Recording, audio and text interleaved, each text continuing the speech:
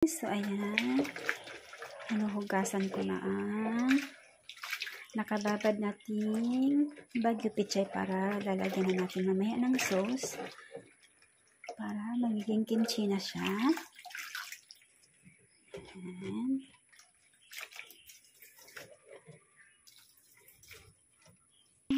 Unang hugas pa lang to siya, guys. Mamaya mga 3 hugas pa. Ayan na, guys.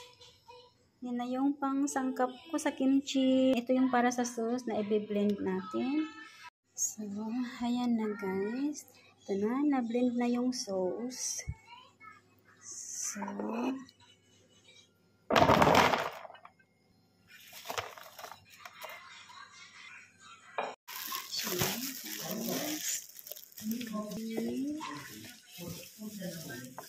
for kimchi sauce.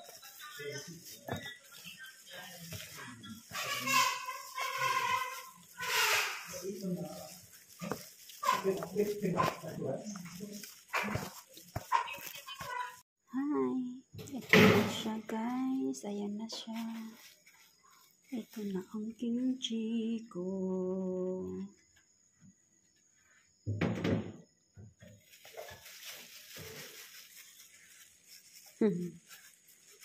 Yan na lang. Yan na lang. Tapos ito na yung